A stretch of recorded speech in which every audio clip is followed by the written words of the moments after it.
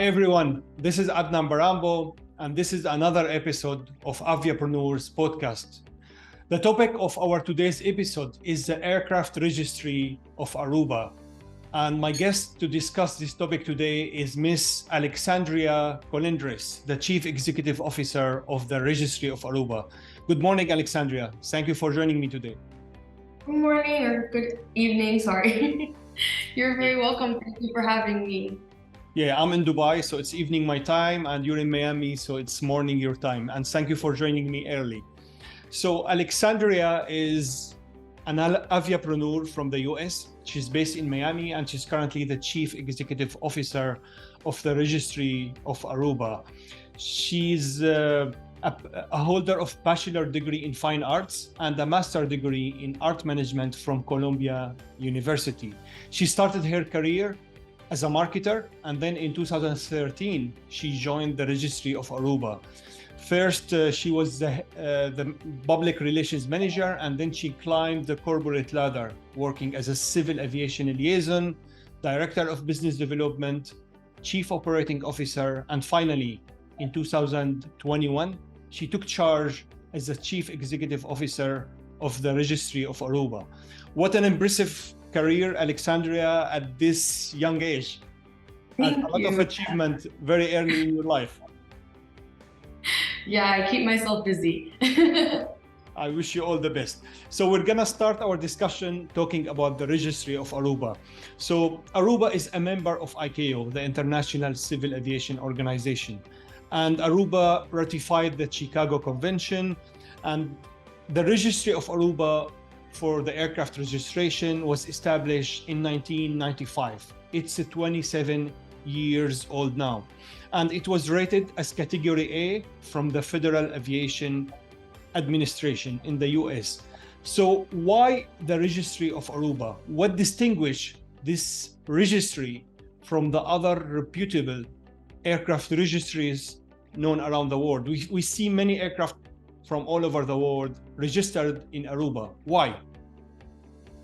I think the main reason that I tell people why to choose Aruba is basically our customer service. Like, we very much focus on being a bespoke registry and customizing the needs of our clients for their operations. So we don't consider ourselves a bureaucratic registry. We want to work with the clients. We want to kind of facilitate them. Like, our goal is to keep them flying and not to tie them down with red tape and a lot of excess paperwork that's unnecessary.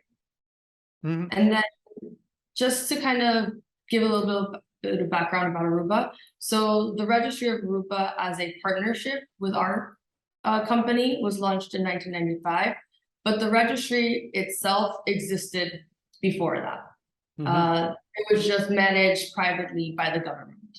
And Aruba, in and of itself, is not technically a member of ICAO, since it falls under the Kingdom of the Netherlands. So if you search for Aruba, you're not going to find it on the ICAO website. So it's part of the Netherlands Kingdom, and it's just considered an autonomous state. So Aruba is a member of ICAO just because of being an autonomous state, a self-governed autonomous state of the Netherlands. Yeah. So if you look, it'll show up as the Netherlands, and then all the islands that fall under the Netherlands are members. But you just mentioned something about the management of the Registry of Aruba. So the Registry of Aruba is part of the Civil Aviation Authority of Aruba, while the entity which is managing the registry is a private entity. This is a very unique business model. We don't see it in many other countries around the world. It's kind of PPP, 3Ps, the public-private partnership. What's your experience with this business model? So in terms of the registry, we basically created the business model. We were the first to have a public-private partnership with the government. And it's been very successful. Obviously, we've been doing it for almost 30 years. So for us, we think it's a good system. It facilitates the government and also creates a business. So of course, Aruba is a small country, so it's hard for them to have the budget that a public or a private company would have. And that's where we facilitate in terms of our marketing, the experience. So it's a good partnership for both us and the government entity. Mhm. So I think that's what's important in partnerships, that it ends up being a win-win for both. Absolutely, very interesting. And did any other aircraft registries follow this business model after you started it? Yeah, so we are also the owners. So our holding company, which is Aviation Registry Group, is also the owners of San Marino Aircraft Registry. That's under the same model. And then also the TUREG registry. Guernsey, I'm not sure if you're familiar with Guernsey. They created a similar scheme when they launched. I like the idea. It's very interesting. So other than customer service, other than being effective and efficient, what other benefits do you give aircraft owners and aircraft operators who register their aircraft in the registry of Aruba from the legislative and regulatory perspective, for example? So Aruba follows ICAO regulations, as we remember. So our regulations are in line with the industry standard, but the most important thing aside from service is the safety. We want to make sure that our clients are not only flying, but are flying safely. So we put a lot of research and development into always keeping our regulations up to date, making sure that if there's any amendments that ICAO has made to incorporate that into our regulations. So Aruba has their own independent regulations. A lot of people think because of its relationship with the Netherlands that it falls under EU and EASA, and that is not the case. So Aruba is not an EU member state, and therefore they develop their own aviation regulations, which I would say, because of Aruba's proximity to the US, are kind of a blend between FAA and EASA, mainly leaning more towards EASA, but there's definitely a lot more flexibility in the regulations that EASA can sometimes is very rigid on. Yes, very interesting indeed. And what are the requirements to register any aircraft in the registry of Aruba? So that can be a little tricky to answer, since it really depends on what you're looking to do. But one of the things that I think makes us different as a registry, that's a requirement in other registries that we don't offer, is that any foreign entity can register their aircraft in Aruba without having to be or creating an Aruban entity. So you don't have to be an Aruban national or create an Aruban entity. So a lot of more traditional registries will require you to be a national of that country to be able to register your aircraft there. So for example, like a very well-known fact is that to register your aircraft in the N registry, which for those that might not know what the N registry is with the FAA, you have to either be a US citizen or go through a trust incorporator, which is considered a non-citizen trust. So those are kind of extra hurdles that you have to do to register your aircraft with the US. It's very similar in Europe. So that's something that I think makes us unique and more flexible and kind of more adaptable to the industry. And I'm sure this has contributed to the big growth in the number of aircraft registered in Aruba because of the flexibility, at the same time keeping the regulatory requirements met and ensuring safe operation. So how many aircraft are currently registered in the aircraft of Aruba? Actively, we have about 180 aircrafts currently registered. And they are mainly corporate and private aircraft, or you have also commercial aircraft? I mean, So commercial operated by airlines, big jets. It's a mix. I would say at the moment it's about like 40-60, so 40% commercial, 60% private. But we do have major airlines that are flying. So we have both AOCs, which is air operating certificates, that are operating under unscheduled VIP charter, but we also have regularly scheduled airlines. Not sure if you're familiar with the flag carrier of Kazakhstan, Air Astana. Yes. So they fly, so they're on the Aruba registry, and obviously they're a regular flying airline. And there are some of the major airlines of the world, some of the legacy carriers, like for example, Qatar Airways. When they started, they registered their aircraft in Aruba. I remember, right? Yes, that's correct. So they wanted to always make their own civil aviation authority. But at that time, the Qatar government wasn't pro-aviation, so they came to Aruba to work with us, and we had basically launched Qatar Airways for the first couple of years. That's very interesting. So let's go back to Aruba itself as an autonomous state of the Netherlands, and to the registry of Aruba. You're currently talking to me from Miami, and Correct. this means that the registry of Aruba is actually based in Miami. So why in Miami and not in Aruba itself? So when the registry was created, Aruba was still considered or seen to the world as a tax haven. So in order to give it some level of legitimacy, the original founder of the Registry of Aruba, which happens to be my father, thought that it would kind of encourage investors and new operators to have more security in their assets if they had a US entity that was managing the registry. So that was the reason for the office in Miami. And then it just kind of seemed to work. We're on the same time zone. It's a quick flight. So it just kind of stayed that way. We have a small team that's based in Aruba.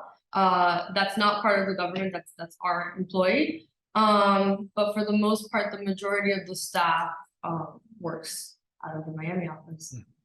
So you just mentioned that when the registry of Aruba was established, Aruba was regarded as a tax haven. So currently, it's not the case. What did change? What did the state do to change that image?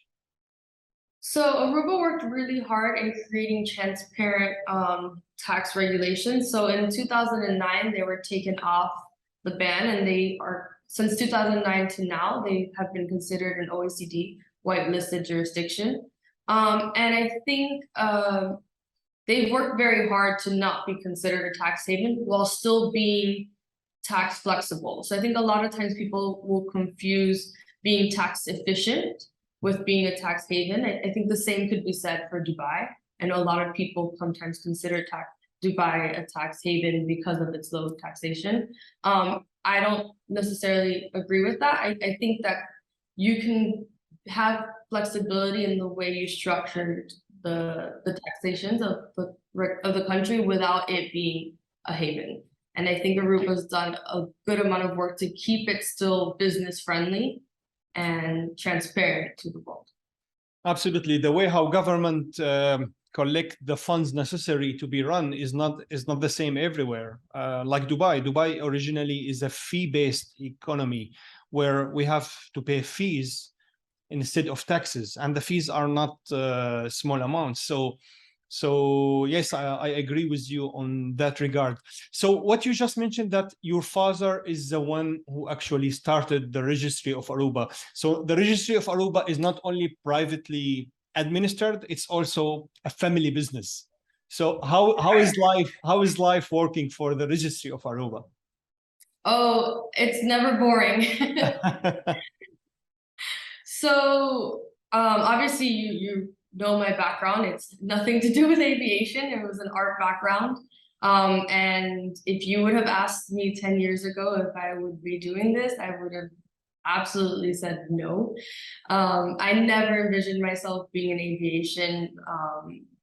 And I think at the beginning, you know, with any family, it can be a little challenging.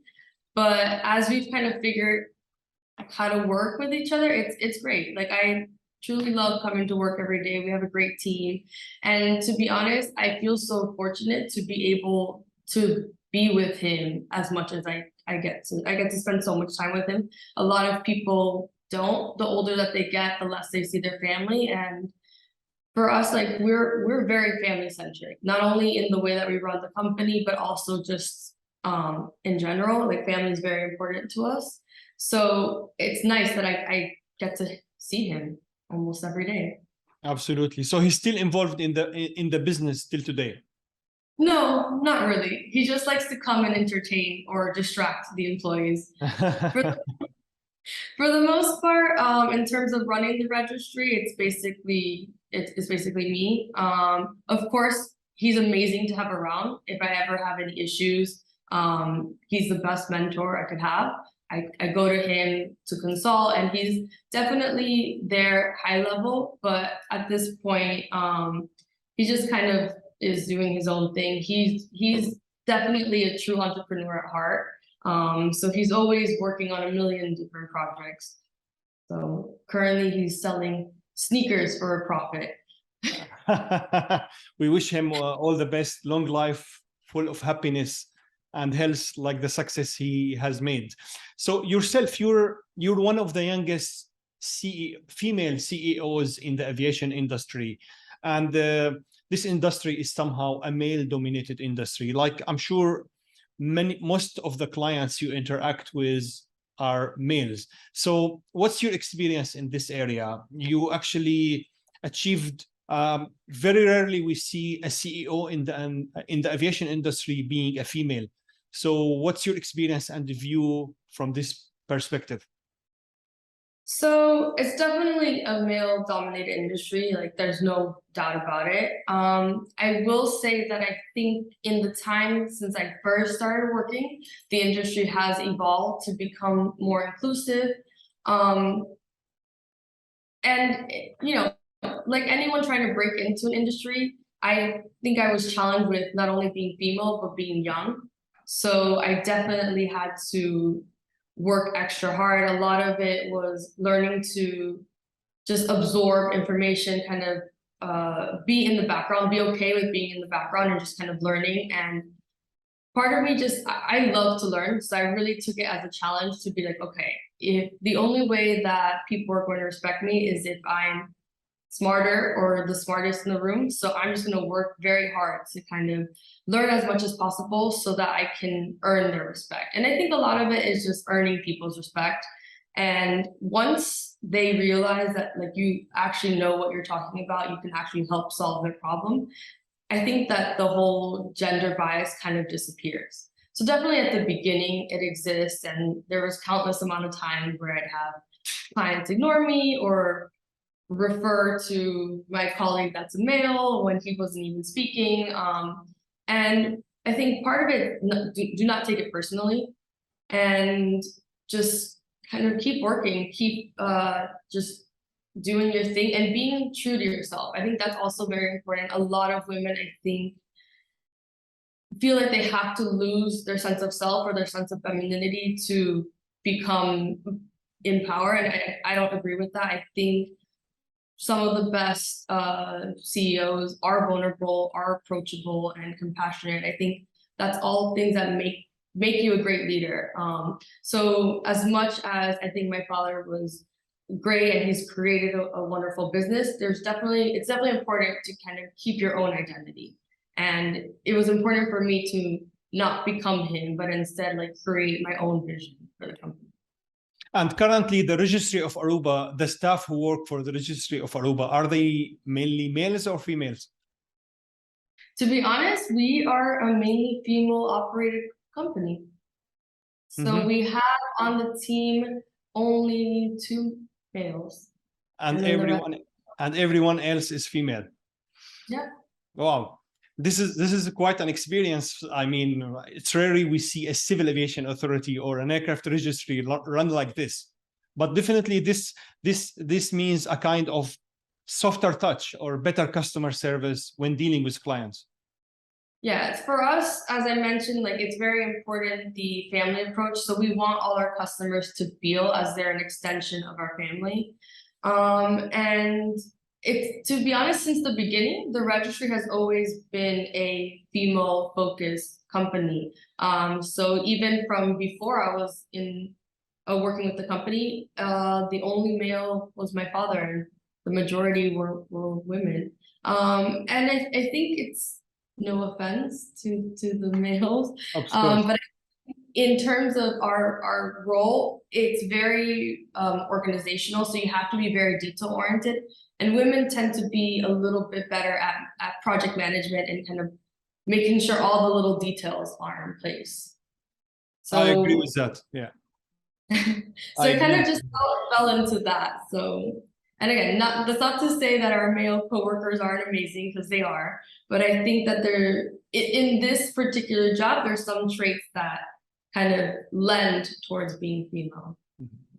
I'm gonna move to Papa 4, P4, the Aruban aircraft registry. This registration mark we see in many of the airports around the world. So why did your father, the founder of the registry of Aruba, actually chose Papa 4, or was it chosen before him?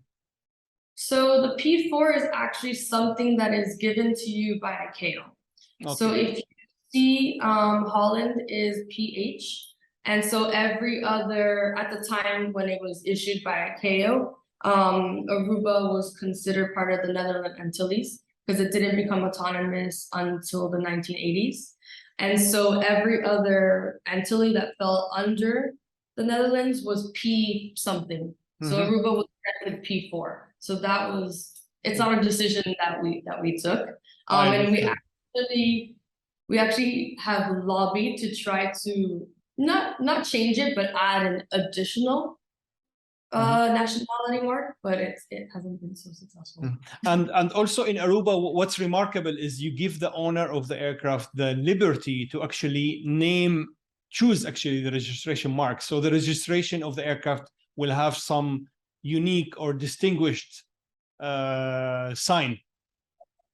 Yeah, so we like to let the owners kind of have fun with their aircraft. You know, a lot of it is it's their toy, and you want to personalize it, and so we didn't want to limit them to like a number given to you by a government entity, because it goes again with the kind of customer service approach.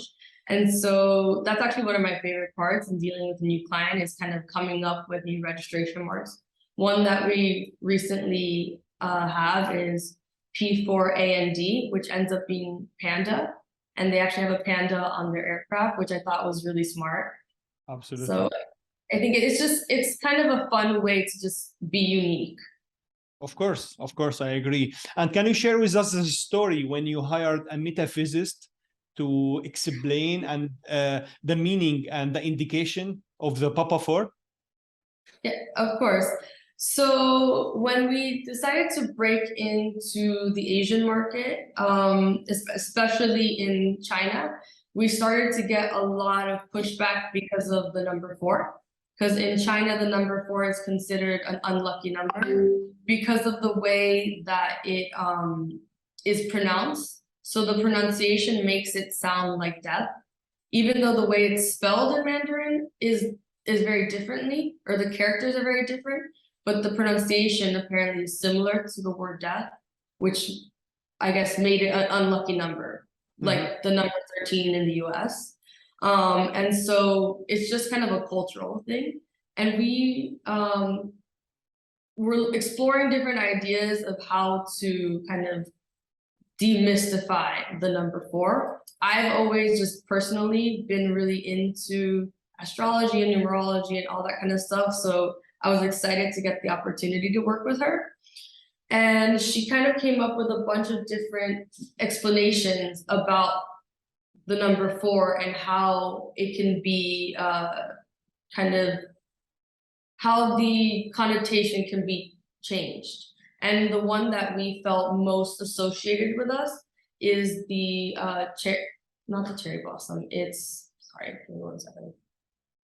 It's the peach blossom.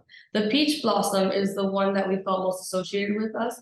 And the reason for it is because it means connectivity and like bonding. And we, again, just feel like creating those relationships with our clients are so important to us. So we thought if we approach the number 4 in that way and kind of show the different sides of it, it would help the clients feel more comfortable with the number. And how was the reaction of the Asian market to that? To be honest, I think a lot of people reacted well. We made like a little educational video that we sent out during Chinese New Year this year, and everyone seemed to really appreciate it and kind of, you know, I think it's a mix of like accepting their culture and like respecting it, but showing them a different way. And we've got a lot of people from the younger generation that have reacted very well. I think the older generation, it's going to be a little harder. You know, once they're kind of set in their beliefs, it is what it is. But for the most part, people have reacted well. I think if anything, they found it interesting. Yeah, indeed, it's interesting, and it's a very nice story and very smart strategy, actually. I really respect that. Thank you so much, Alexandria. Before we close this podcast, I would like to ask you about the advice and the recommendation you give to all the women audience and aviapreneurs listening to us today, and who are willing to climb the ladder of the companies they are working for to lead it like you did with the Registry of Aruba. What do you advise them to do? I think again, to just stay true to yourself, and not doubt yourself. I think a lot of women will self-doubt and don't lean into that instead, and like trust your instincts. Like, you have good instincts, and just be yourself. Don't try to become the male counterpart, and understand that what makes you female and your femininity only is an asset to you. Mm-hmm. So this is from being a female perspective. What about the other perspectives and the other requirements for success? How should they work to move from being an employee, for working for the organization, for leading the organization itself? I think a lot of it, especially what I like to see in my employees, is people that are self-starters, self-motivators. Don't just do what you're being told. I think, like, come up with new ideas, like really push the boundaries. The way that I work, I like to kind of collaborate with everybody. And if I see that you're interested and excited and kind of coming to me with new ideas and exploring, like, I'm gonna push you forward to move forward. So I think you just like keep wanting to learn, keep like pushing yourself, and don't be afraid to kind of speak up and go to your boss with new ideas. Because just because I'm the one leading the company doesn't necessarily mean that my way is always the right way. So I love to get feedback from people and just kind of, you know, grow together as a team. And I think that that's the best way to just grow in general. Absolutely. I fully agree with you. Thank you so much, Alexandria. I appreciate your time and the experience and knowledge and the very interesting information about the Registry of Aruba and your career you have shared with us. Oh, thank you so much. Thank you for having me. Absolutely. It's a great pleasure. Thank you for all the aviapreneurs who joined us today from all over the world. I'm sure you have found this podcast as interesting as I did. I look forward to seeing you again next week with another episode and another aviapreneur from some interesting place and company in this big aviation world. Have a great day.